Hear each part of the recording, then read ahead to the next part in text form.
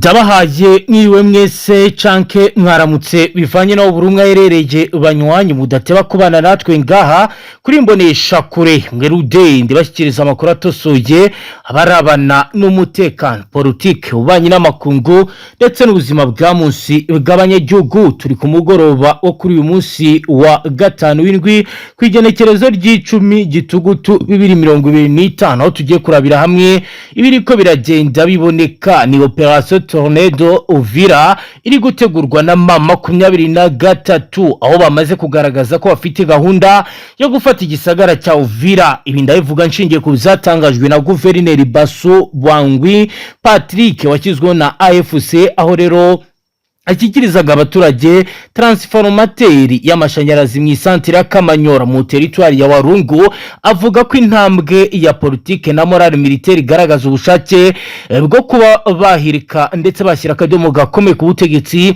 bwa son excellence Felix Antoine Tshisekedi. Turaza kurebera hamwe préparation opérationnelle service ya J2 turebira ko birakorwa na General na Major General Sultan Makenga. Turaza kandi kubabwira phase de prise déploiement tactique. Turebe kandi 3 axes principaux que attaquer. Turababwira biri kubera kuri axe Nord-Est, kuri axe yahitwa Curwe Kiturunku Rubimbe. Tubabwire rero ko ari za batayo za reconnaissance zamaze kuzanwa, rero bazise ko ari RMA de reconnaissance et de infiltration. Turaza kubyinjira mu turababwira kandi ko bamaze gushyiraho poste de commandement avance.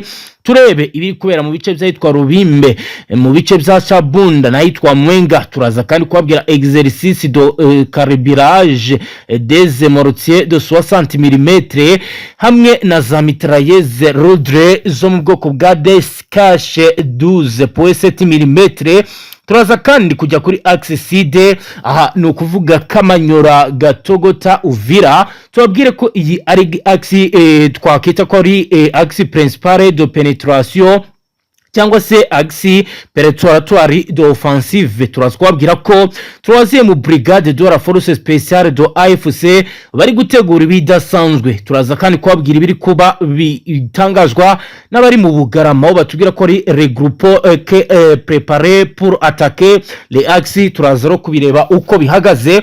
Turaza kandi kubabwira ibijyanye na réputation de Muavre de insacré Machase double enveloppement. Turebe uko bihagaze.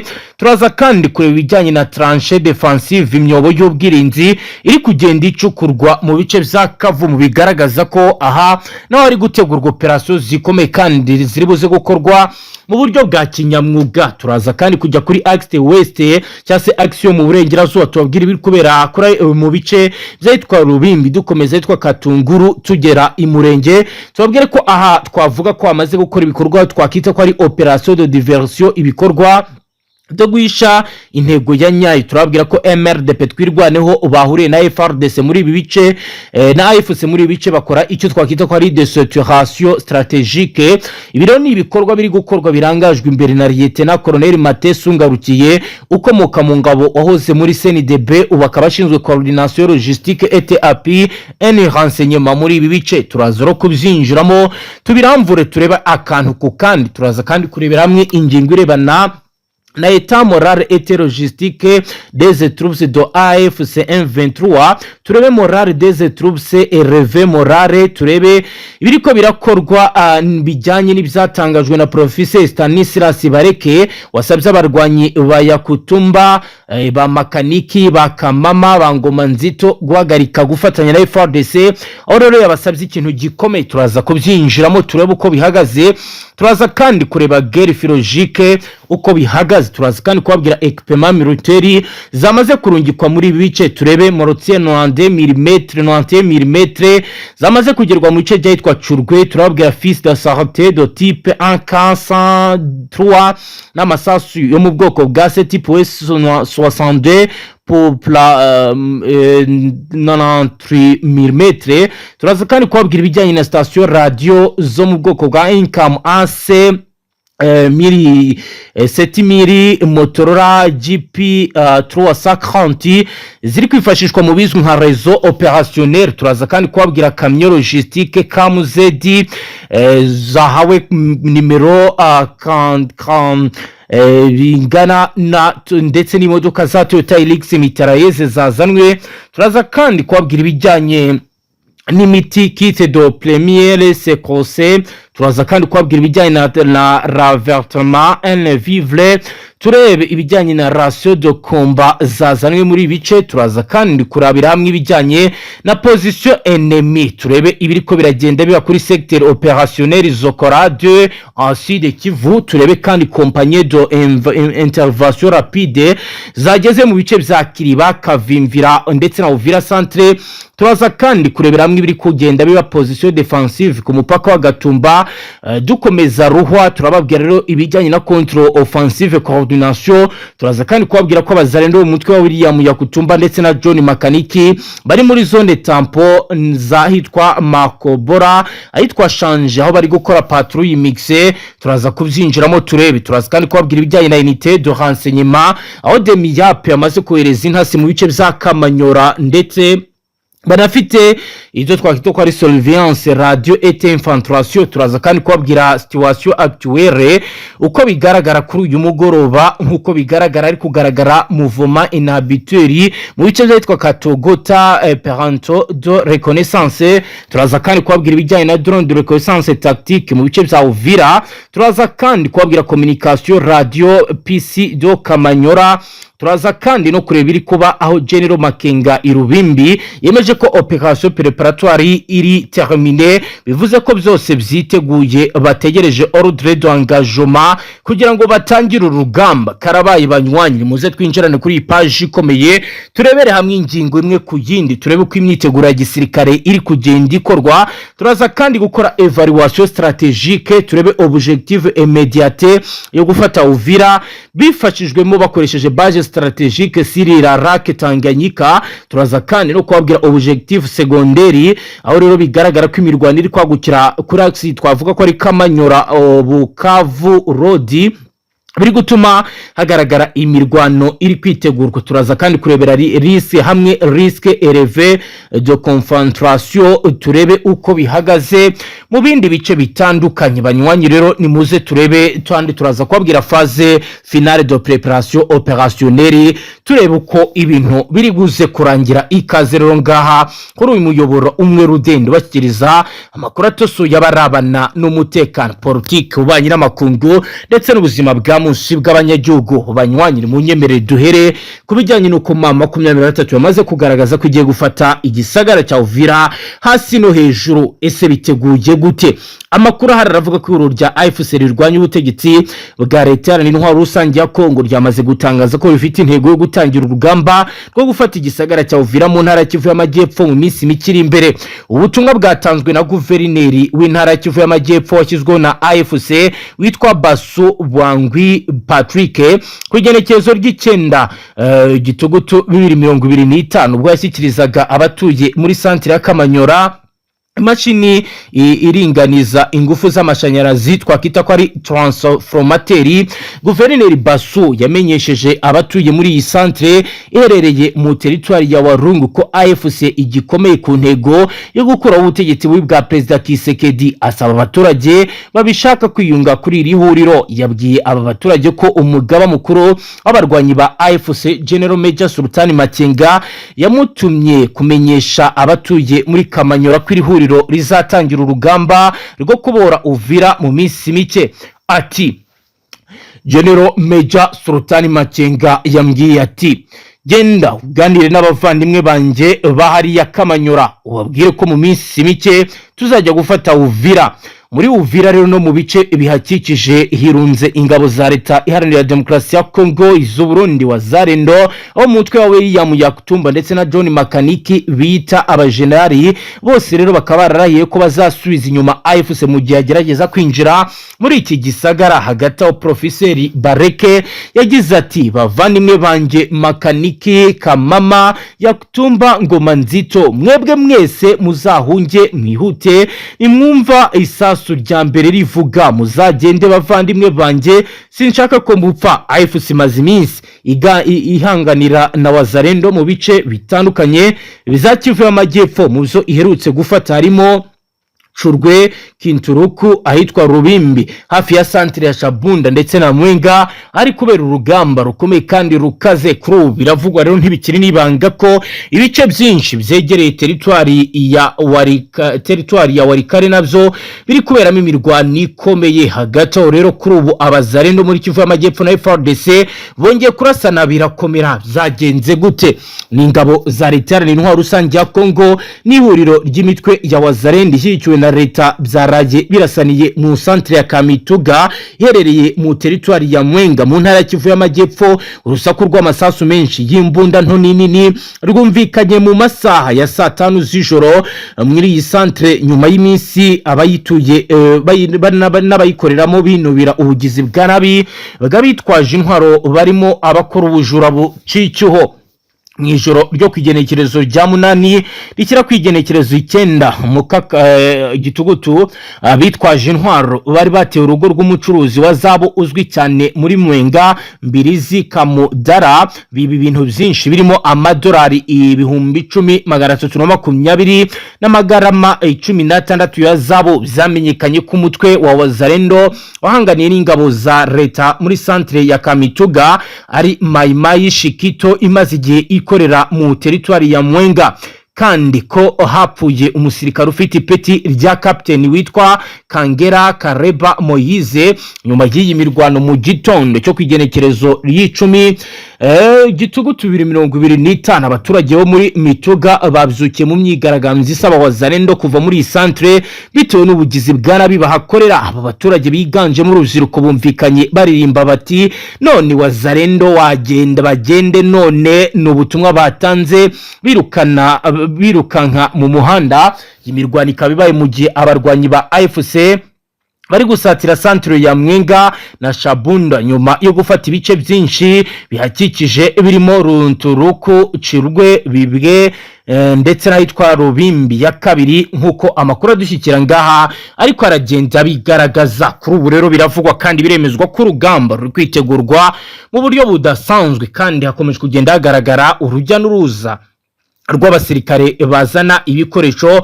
Mbere ko turi buze kwakira umutama tubwira ibindi, reka rero tubabwire ko ihuriro riteje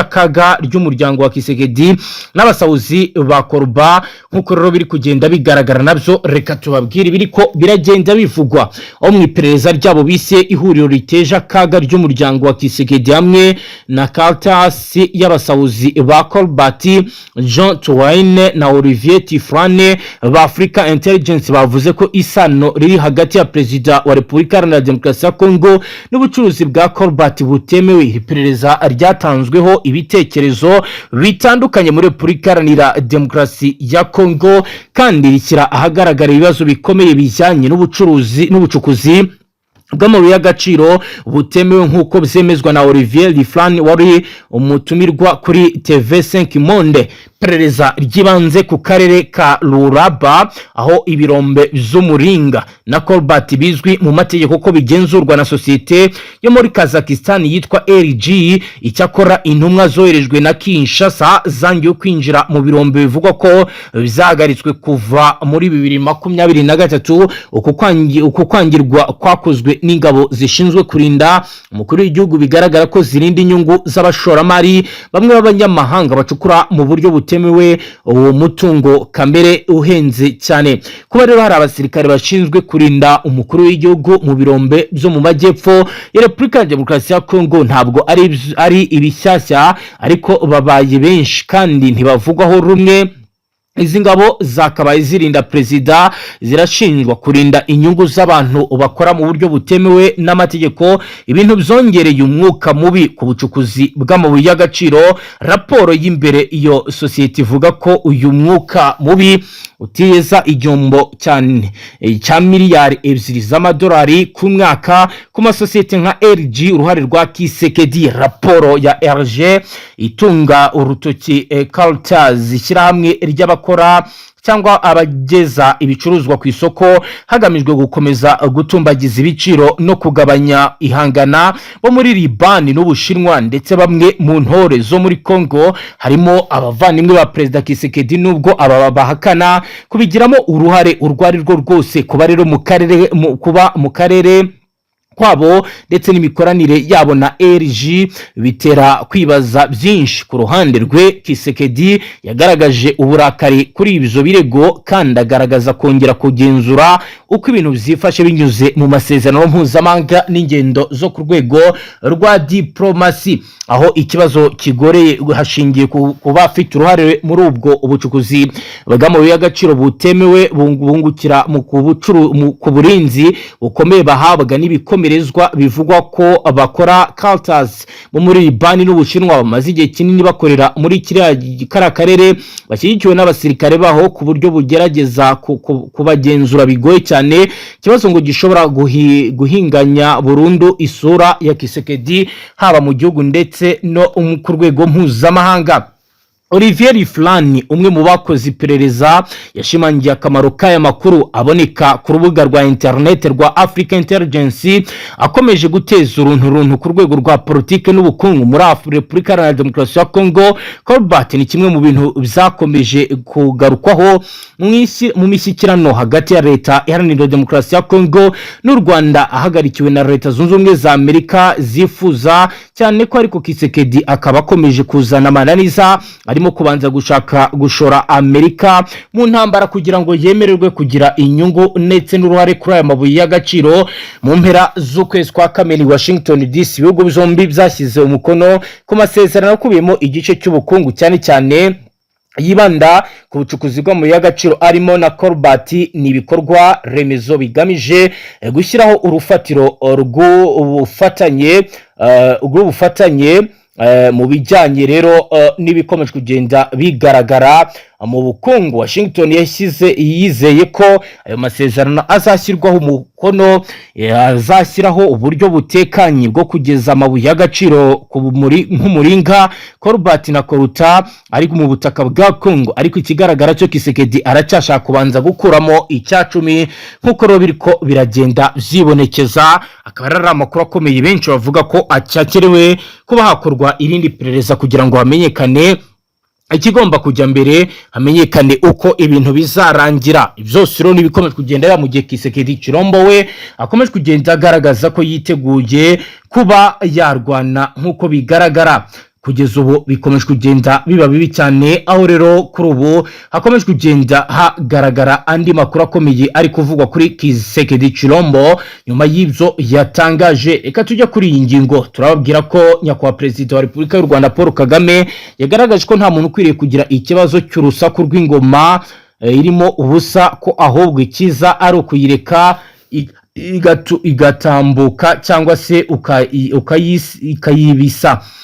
Umukuru w'igihugu yabigarutseho ku munsi wo kuwa kane ku igenekerezo ry'Icyenda Gitugutu 2025 nyuma y'amasaha make Kisekedi amusabiye i Buruseli mu Bubiligi gutegeka ingabo z'amaboko yaratu guhagarika ubushyamirane ndetse n'imirwano zimazemo iminsi zizasarambwe.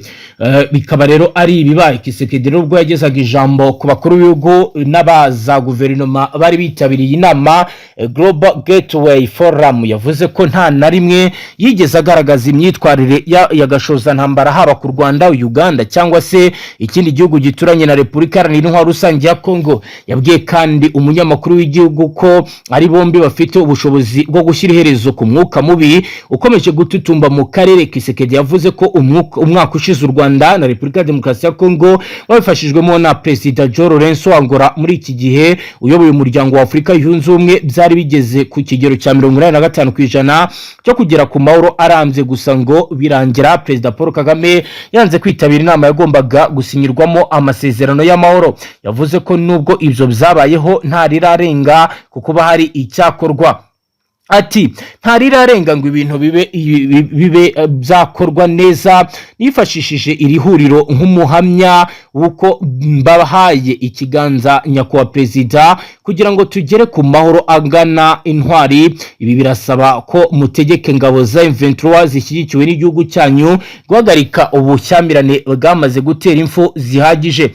Perezida Paul Kagame asa n'ukomoza ku bizatangajwe na Kisekedi, yagaragaje ko abantu badakwiye guta umwanya ku magambo ye. Yanditse ku rubuga rwa X ati umuntu nagira ikibazo ku rusaku rw'ingoma irimo ubusa nawe aba afite ikibazo, ikiza ni ukuyireka igatambuka cyangwa ukayiva iruhande.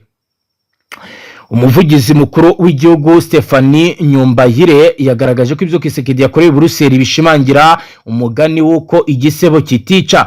Yavuze ko Kisekedi yataye urusoni akigaragaza nk'umuntu ukunda amahoro, nyamara yirengagije inshuro zitari nke yakangishije kuzatera u Rwanda agahirika ubutegetsi bwarwo. Yashinje kandi Kisekedi kwigira inzira karengane ku makimbirane yatangije ubwe akaba yaramaze kuyahosha. Akaba rero ari ibizatangajwe mu gihe n'ubundi rugamba rukomeye. Reka twakira umutama tubwira n'ibindi. Imisozi nyuma yuko uyu mutwe w'intare zatambwe kumenya yuko ufite no intego n'uruhande gisirikare cy'Uburundi ndetse kandi na FDNB n'afatanya ibikorwa mu birumvikana ko no ku ruhande rw'abacacu nabo bumvikanaho. Yego, biravuga yuko rwose iyi misozi kuko yegereye iriya misozi ya zafizi cyane cyane mu byerekezo byariya muri za Makundi na Kananda, kuko urabona yuko ari mu birometero bikeya uvuye Kananda ugana ahitwa Zafizi na Kiyanda berekeza muri iriya misozi ya Zafi, kuko ya mbere Zafi ya kabiri mu byerekezo bigana za Mukurungu n'ahitwa za Matemba na za Kabidongo. Yego, urabona yuko ari hafi cyane y'imisozi yegereye ahitwa Biliguwa n'imisozi yegereye ahitwa Nyangoma na Busumbura.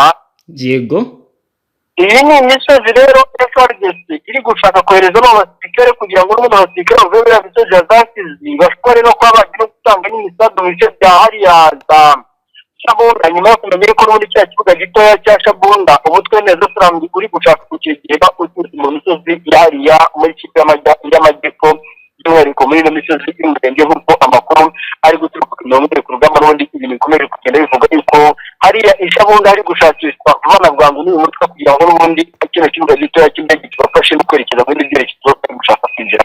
Ubwo watubwira ko ku kibuga cy'indege umutekano ucunzwe gute Mutama, mu gihe navuga ko bari kugenda bahagera amajanja? Nk'uko hagerwa amajanja, ariko biragaragara yuko imisozi yose itandukanye hariya hafi na Shabunda aha hose Shabunda ifadde cyamaze kwazana abasirikare benshi cyane. Yego, biravugwa ndetse kandi banagaragara mu mashusho n'amavideo turi kubona hafi twahawe yizewe neza 100%. yego, yuko imisozi hariya hafi na Shabunda ahitwa Turamisenge, ahitwa Kayisha, n'ahitwa Rugungu, n'ahitwa Mutarinduruwa. yego, ahitwa za Kiraro n'imisozi yegereye ahitwa Rubaho, utibagiwe mu misozi ahitwa Mumbite hariya hafi neza cyane ya Kibugire na Mikonde. Hagaragaye imirongo myinshi y'abasirikare b'Abarundi ndetse n'abasirikare ba FARDC biteguye guhanga ku rwego rwa n'umutwe. nibyo Mutama. Reka noneho dukomeze tujye ku yindi axe turebe ibiriko biragenda biba.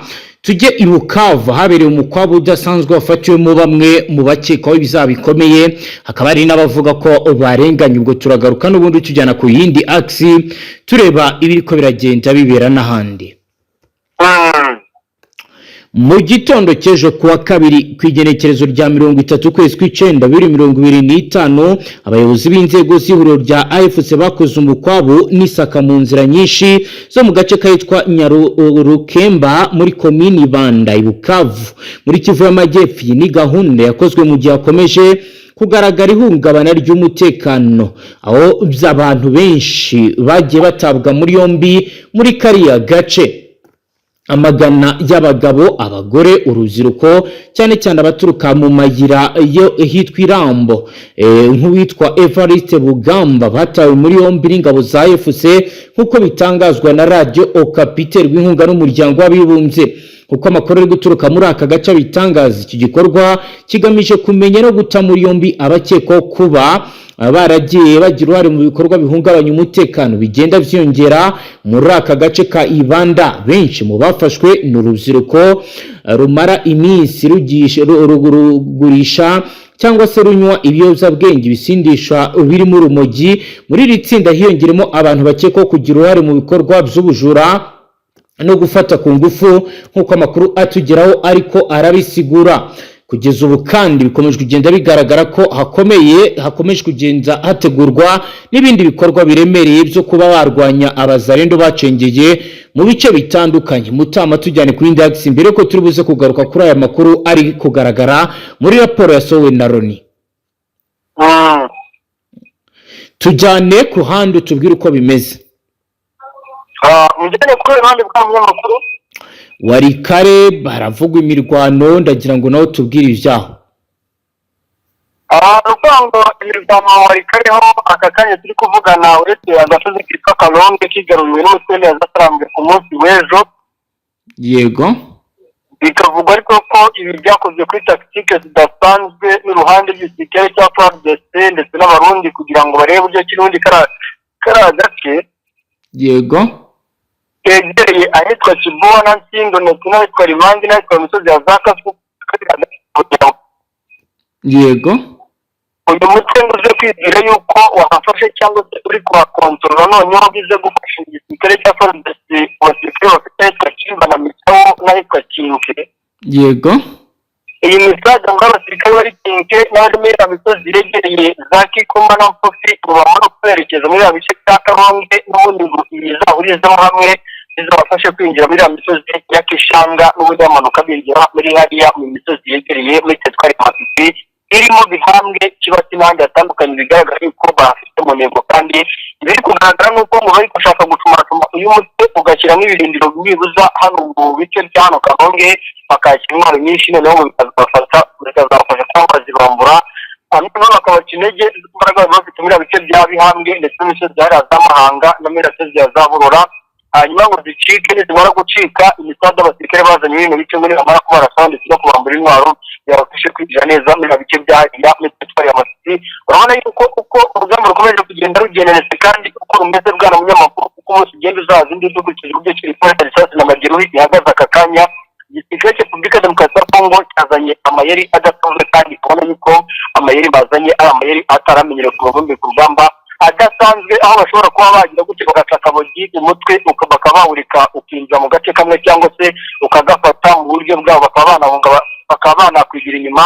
bikavuga yuko ibi abashinzwe kureba ibyabire muri kano gace n'indi intwaro zakoreshejwe cyane FDC bivuga yuko ufite intwaro za drone mu cyo hari bya Bunyampuri ifite kajugujugu yari ko yuko barasomera misozi ya za Kalonge bakabasubiza inyuma bakajya mu misozi ya za Kicanga n'ira misozi ya Zangenge na Kangati na Bihambwe, ariko ngo babaretse bigira imbere gatoya bahita bakambika mu misozi ya za Kalonge. birumvikana ko Kalonge iri hagati ya Kishanga ndetse na Kare yamaze kwibuka hano n'umutwe, ariko kavuga yuko ibi byakozwe kuri tactique y'igisirikare cya Fdnb n'igisirikare cya Politique kugira ngo bazabaze ko babarasaho n'indege ngo babace intege ku biguruza cyane.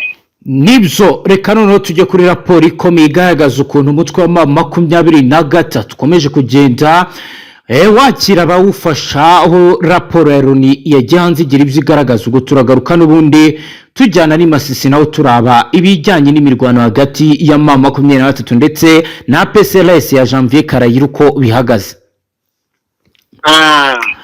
Intumwa idasanzwe y'umunyamabanga mukuru w'ishyirahamwe mpuzamakungu ONU Madame Bintou Keita yarayabwiye inama nkuru ya Loni ijejwe umutekano ku isi ko abarwanyi bashasha barenga 7,000 bamaze guhabwa inyigisho z'igisoda mu nkambi ya AFC mu mezi 7 aheze. N'ijambo yashikirije abagize iyo nama, umupfasoni Keita yavuze ko muri aya mezi 8 aheze umuhari wa AFC M23 wabandanyije wiyagurira uturere wongera ushinga imizi mu turere wigaruriye wirengagije ivyinshi mu byo wasabwe n'iyo nama mu ngingo yayo yo mu kwezi kwa kabiri k'uyu mwaka. iyo ngingo yasaba impande zose guhagarika imishamirano ubwo nyene kandi atagisabwe yategeka kandi ko AFC igomba guhagarika ibitero vyayo ikaba rero byava mu bisagara vya Goma na Bukavu hamwe no mu tundi duce yari imaze igihe yigaruriye ikongera igahagarika ivyo ishinga inzego zibangamwa za leta. Umupfasoni Keyita aravuga kandi ko kuva muri ruheshi mu butumwa bwa MONUSCO bumaze kuronka indiri y'abasaba gukingirwa mu materitoire agenzurwa na AFC, ukavuga kandi ko muri Rucuru mu kwezi kwa Mukakaro ariko kwagandagurirwamo abantu benshi kuva uno muhari watangira nguje intambara mu mpera za Munyonyo 2021. Ati ibi biraraba igihengeri hagati y'ingingo zifatwa n'inama hamwe n'ibibera ku rubuga. Atera akamo y'inama n'abafise uruhare bose mu kubokora ibishoboka vyose kugira ngo haboneke amasezerano yo guhagarika indawano burundu hamwe n'amahoro arama yotuma ituze rigaruka mu buseruko bwa leta n'intwaro rusange ya Kongo. Ati ico conyine nico kizotuma ivyo mwiyemeje bigaragarizwa mu iterambere ry'ukuri ku banyagihugu. Nubwo rero yahagaze kuri AFC, Bintou Keita yamenyesheje ko atari uwo muhari wonyine uteye isebe mu buseruko bwa Repubulika ya Demokarasi ya Kongo, ko yanagarutse kuri ADF, CRP na Codeco. Nta vyinshi yavuze ku muhari wa FDL rurwanya u Rwanda. Leta ico gihugu ikaba isanzwe yagiriza leta ya Kongo ko ikorana ikongera gufasha uno muhari ivyo Kongo ihakana, ahubwo nayo ikagiriza u Rwanda ko ari icitwazo kugira ngo rubandanye ruvogera ubusugire bw'iki gihugu kimaze imyaka hafi 30 mu ntambara igenda zisubira. Kuva mu ntambara isubiye kwaduka mu mpera za 2021 muri Munyonyo, utwigoro two kugarurukana amahoro mu gushika ubu ntaco tutarashikaho. Keita yibutsa ko ibihugu n'amashyirahamwe y'akarere harimo Leta Zunze Ubumwe za Amerika, Qatar, Ubumwe bwa Afrika, Ishyirahamwe rya Afrika y'ubuseruko hamwe n'Ishyirahamwe ry'ubutunzi rihuza ibihugu vya Afrika y'ubumanuko vyiyongeye ko gukora bishoboka vyose kugira ngo amahoro agaruke biba bicishije mu biganiro. Ati hagati aho amahoro aracari kure nk'ukwezi k'urubuga. Mu ijambo rimwe ryiwe Keita yerekana ibihengeri birangwa mu musezerano y'ivyemezo bimaze gufatwa mu ntumbero yo kugarukana amahoro muri Repubulika ya Demokarasi ya Kongo, ariko gushika ubu bikaba ntaco birashikaho.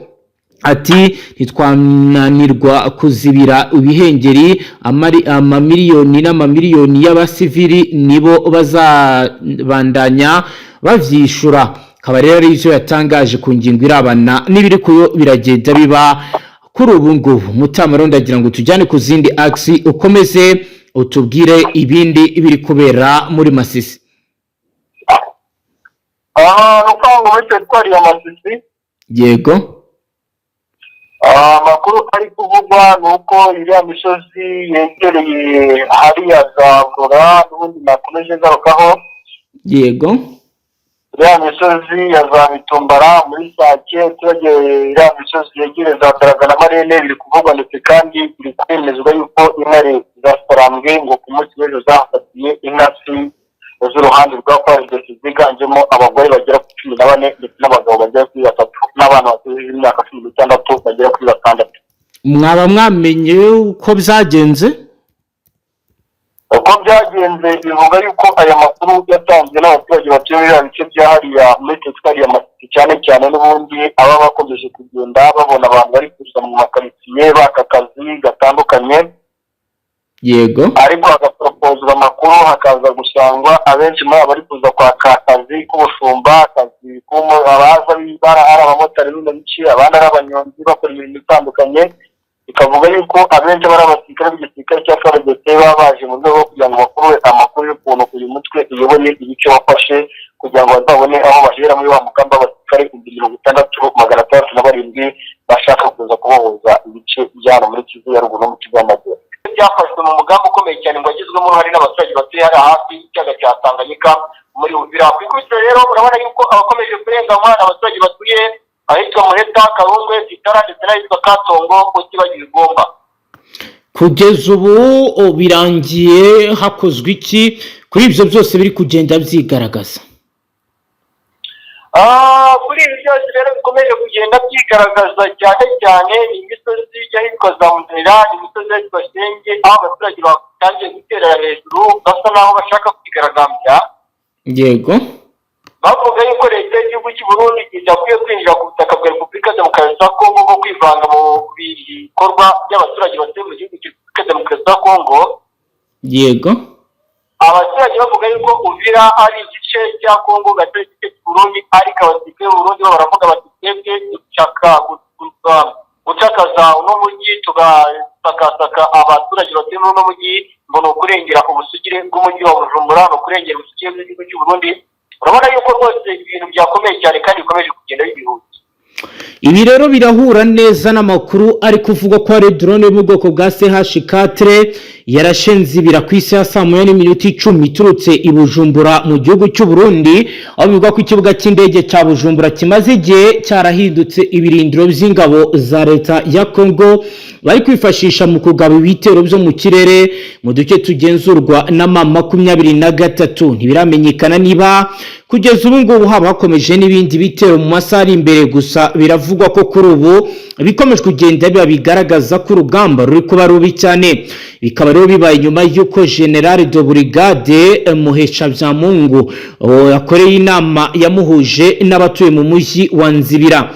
Byamungu yavuze ko M23 yahisemo kuwufata kuko ariho ingabo za leta azifashishaga zigaba ibitero mu duce dutandukanye two muri teritwari ya Urungu. Abakurikiranira hafi bijyanye n'intambara y'umurasirazuba bwa Kongo bahuriza ku kuba gufata Nzibira bishobora korohereza M23 gufata n'ibindi bice by'umwihariko igisagara cya Shabando, Mwenga ndetse na Kisangani biherereye hafi yaha. Mutama wakomeza n'andi makuru. Nusango rero andi makuru ari kugenda agaragara ku mirongo y'indere ku rugamba. Yego, ni imisozi hano kuri Basire aho kigangiye kugabwa igisirikare cya FARDC mu gasozi kitwa Bukumbirwa. yego, Iki ni igitero cyari kigamije kwirukana umutwe neza sarangwe muri umutwe neza sarangwe ukomeje kugenda gusatira iya misozi yariya muri hafi y'isantire ya Pinga. yego, Ibi kandi ineza sarangwe zikavuga yuko isantire ya Pinga yo igomba gukontororwa n'uwo mutwe, kuko mu gihe isantire ya Pinga yaba iri gukontororwa na FARDC, yego, bishobora kuba byateza ikibazo gikomeye cyane kandi bigateza n'ihurizo rikomeye cyane ku rwego rudasanzwe. Rero ahangaha ubwo twageze gushaka n'ubundi gufungura ibice byose bitandukanye isantire ya Pinga birimo imisozi ya Peti ndetse na Burayi, aho bagamije kwinjira muri iriya mihanda RP 2015, RP 1000 ya Pinga ndetse no mu burengerazuba bwa Pinga, ubwo ni hagati y'imisozi ya Peti na Burayi ndetse na Bukumbirwa. Iyo misozi yose rero bari gushaka kuyifata bagamije kwirukana umutwe w'intare z'abaturage. Noneho ngo iyo misozi mu gihe yaba yafashwe Bukumbirwa Fatwa yavuyemo ndetse n'ahitwa Igogo utibagiye Peti na Burayi ngo bakikarembe ngo kuyifata byaba byoroshye, dore yuko uramutse uri kuri izo misozi y'ahitwa za Peti na Burayi tayari ahitwa Karembe aho uri kuhareba, kandi tayari uri kureba Karembe biroroshye cyane ko wakuramo Karembe ugafata mweso umusozi ubundi ubona yuko muri mapu igisirikare cya FARDC cyashushanyije niwo musozi ubona yuko bafite intego ku zindi misozi. nibyo. Reka dukomeze page y'amakuru yacu tujye kuzatangajwe n'umujyanama wa Donald Trump wa Leta Zunze Ubumwe za Amerika Mossad Boryus, aho yagaragaje ko M23 yabigiye kwinjira muri FARDC. yagaragaje ibidasanzwe Boris Mossad aho yagaragaje ko ubuhuza bwa Katari aribwo zingiro y'umuti w'amakimbirane ari hagati ya leta iharanira intwaro rusange ya Kongo n'umutwe wa M23 birakabaye bitangaje ku munsi w'ejo kuwa gatanu kwigenekerezo rya 26 kwezi kw'icenda 2025 iruhande rw'inteko rusange ya 80 y'umuryango w'abibumbye iri kubera New York. Uyu muyobozi yavuze ko amakimbirane yibanze aganisha ku guhagarika intambara yasinywe i Doha hagati ya M23 na leta ya Kongo mu kwezi kwa Nyakanga uyu mwaka. Hari intambwe yatewe intambwe nziza yahaye ndetse ishobora no kurangiza ibibazo. Yavuze kandi ko mu gihe cyose hazaba habayeho ubwumvikane mu biganiro by'imbere biri guhuza M23 na guverinoma ya Kongo, buri kimwe gishobora kugana ku cyiciro cyo gushyira mu bikorwa ibyemeranyijwe. Mu ntambwe Boris yagaragaje ko nk'izimaze guterwa muri ibiganiro bya Doha harimo ko M23 na Kinshasa baheruka kumvikana ku guhererekanya imfungwa babifashijwemo na komite mpuzamahanga Croix Rouge. Yavuze ko usibye guhanahana imfungwa abahuza bari gukora no mu zindi ngamba ziremereye zizana icyizere ariko hagendewe ku gukemura ibijyanye n'amakimbirane. Agaragaza ko bigomba kuba bizakorwa mu buryo bwiza kandi bwihuse. Muri izo mpamvu umujyanama wa Perezida Donald Trump yavuze harimo ibibazo by'imiyoborere, kwegereza ubuyobozi abaturage no kwinjiza no kongera gusubiza abarwanyi b'M23 mu ngabo za leta ndetse no mu nzego z'ubuyobozi. Yagize ati ndatekereza hari inzego 9 zo kwibandaho kandi zimwe muri zo zishobora kuzatwara igihe kinini, zimwe muri zo nanone zishobora gutwara ibyumweru bike. Urugero ni nk'ikibazo cy'imiyoborere, hari ibibazo ku miyoborere, kwegereza ubuyobozi abaturage n'ibindi bintu byinshi muri urwo rwego. Ariko nanone hari ukwinjizwa cyangwa se kongera kwinjiza abarwanyi b'M23 n'abandi mu mitwe, niba bamwe babinjizwa mu ngabo za Kongo abandi bagashyirwa mu nzego za guverinoma. Boris yavuze ko impamvu zimwe muri ziriya ngingo zizatwara igihe ari uko hari zimwe mu zigomba gushyirwa mu bikorwa hagendewe ku itegeko nshinga rya Repubulika Iharanira Demokarasi ya Kongo. Yunzemo ko nyuma y'imbanziriza amasezerano abahuza bahugiye ku gushaka uko M23 yasinyana amasezerano mu rwego rwo kugira ngo bahagarike intambara. Mutama rero ngayo nguko wakomeza utubwira n'ibindi. Nuko mu bindi rero biri kuvugwa ndetse kandi biri kugaragara ni imisozi yitwa Ishabunda, naho hagaragaye igitero navuga yuko M23 yagerageje gukubita bikomeye cyane abantu bari bari muri bice. Yego, ariko kavuga yuko byaje kugerera cyane kuko umubare n'ubundi w'abantu bari kwahaza ari bice byaje kuba bikomeye cyane ko bari bazi ko hari abantu bagira n'ibiza kujyana na 20 abantu bivuga yuko bahanganye nabo nubwo bajyaga kuri 40. Yego, birumvikana yuko rero ibice byose igisirikare cy'M23 kiri kugerageza kwinjiramo bari gusanga n'ubundi amayeri akomeye cyane y'urugamba ruri gukoreshwamo, ari gukoreshwa n'igisirikare cya Fdnb cy'igisirikare cy'u Burundi. Imitegurire y'urugamba urabona yuko ari imiteguriro ikaze cyane, kandi akone impamvu bira bice bya Shabunda imisozi ya Rungutu ndetse n'imisozi ya za Kiriba iri hano hasi hano national Gatanu. Ubona yuko bikomeje koreshwamo abasirikare cyane cyane bigatera n'ubwo bikomeye igisirikare cy'umutwe neza turamwe. Nuko bivuga yuko abarundi bo ubu decision bafashe cyangwa icyemezo bafashe nuko batazongera kugendana n'abasirikare bahoze no kugira ngo mbere kugamba ahubwo abazenda bazajya babohereza mu kimwe na bimwe bakagenda uko bari bari guhangana cyangwa bari kurasa cyangwa bari gutsinda bagatsinda. Ariko kugira ngo mbere kugamba nako utareka ni mu bice by'aho hafi n'ubuturuka mu bice za Rungutu Shabunda n'ahandi hatandukanye. Byose cyane cyane niko rwabo abarundi gahora yuko aribo bari gukoresha imbaraga zabo kurusha impande zitandukanye. Utama reka tugushimire cyane dusoreze ngaha. Yego, murakoze cyane. namwe banywanyi mudateba kubana natwe ngaha kuri mbonesha kuri imwe rudeyi ndibashyikiriza amakuru atosoye abarabana n'umutekano politique ububanyi n'amakungu ndetse n'ubuzima bwa munsi bw'abanyagihugu. Reka tubashimire cyane dusoreze ngaha. Wowe udukurikiye bwa mbere tushyonda sabone ntuzongere gucika ukundi n'amakuru ndetse n'ibiganiro tubashyikiriza ngaha. Hasta la vista.